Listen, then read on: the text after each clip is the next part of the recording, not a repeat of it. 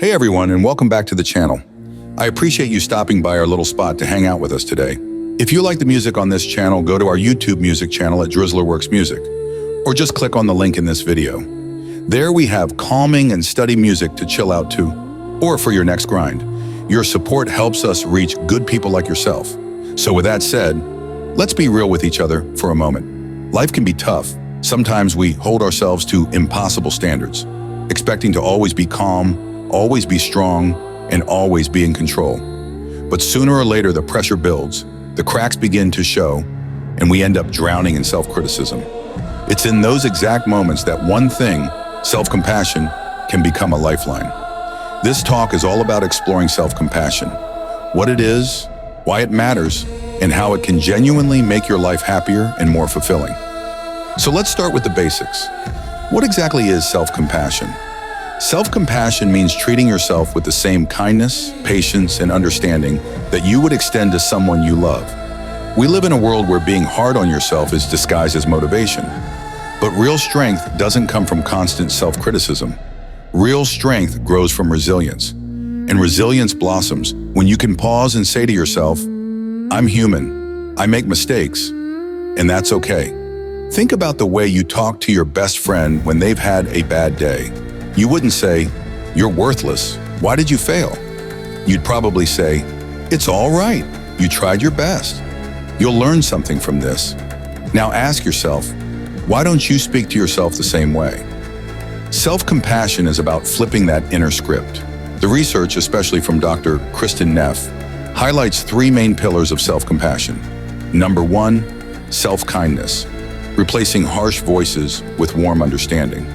Number two, common humanity, reminding yourself that imperfection is part of being human and you are not alone. And number three, mindfulness, noticing your pain without exaggerating or ignoring it. Together, these three create balance. It's like a tripod. Take away one leg, it all topples over. Keep them balanced, and you stand steady. Now, why does this matter? Why does self-compassion actually make you happier? Here's the truth. Self-criticism doesn't motivate you. More often, it breaks you down. It adds extra layers of shame, guilt, and fear. Self-compassion clears those layers away, and that frees you. Studies show that people who practice self-compassion feel less stress and anxiety, and much more satisfaction in life. They aren't pretending to be flawless. They simply face their flaws in a healthier way. Think about happiness like a plant in the garden. Self-criticism scorches it under blazing heat. Self-compassion nourishes it with rain and shade. Which one do you think helps it grow? Let's make it even more concrete. Imagine a job interview that went badly. The critical voice says, you weren't prepared. You looked foolish. You'll never succeed. But the compassionate voice says, that was tough, but everyone stumbles. You still have worth. You'll learn from it and do better next time. Notice how one voice shuts you down while the other lifts you up. Here's another example. Say you're trying to stick to fitness goals. You miss a workout. The critic screams, you're weak. You failed again. But compassion whispers, it's one day. Bodies need rest. You'll get back on track tomorrow. This is a journey, not a sprint. That shift makes consistency sustainable. Now, there is a common myth. Some people think self-compassion makes you soft, lazy, or unmotivated. But the opposite is true. Self-compassion actually builds motivation because it makes failure less terrifying. When you're not shaming yourself with every mistake, you're free to try again. And that freedom fuels courage. So let's talk practical.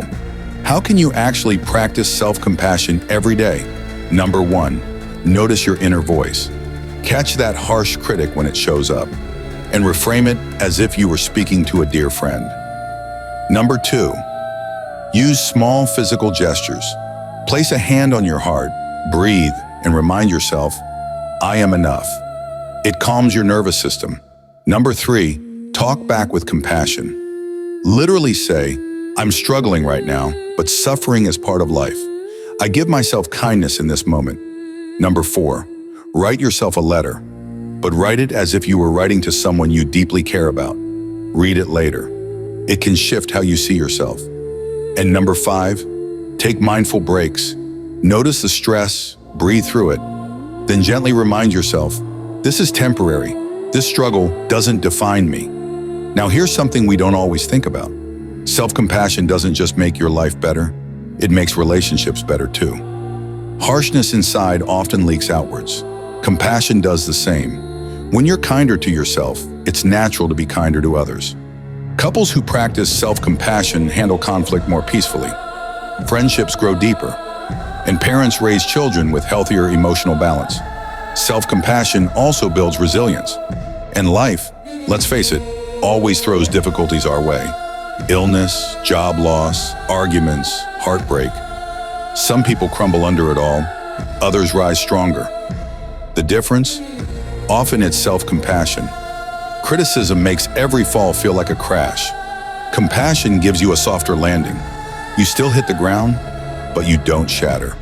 Instead, you bounce back. Here are some daily mantras you can keep with you. I am more than my mistakes. I give myself permission to be imperfect. Suffering is part of being human, but I am not alone. Kindness is strength. Say them slowly, gently. Let them sink in. At the end of the day, self-compassion isn't about ignoring your flaws or pretending everything is perfect. It's about facing reality bravely and responding in a healthier way. When practiced consistently, it reshapes your thinking. It reduces conflict within yourself, and it unlocks more joy than criticism ever could. Self-compassion is not selfish. It's essential, because when you fill your cup with kindness, you have more kindness to pour into others. And never forget this: the relationship you have with yourself is the longest one you'll ever have. So choose to make it a kind one. Thanks for watching. If you found this video helpful, please give it a like and subscribe. I have more videos, so feel free to watch them as well. I appreciate each and every one of you. God bless you. See you in the next video.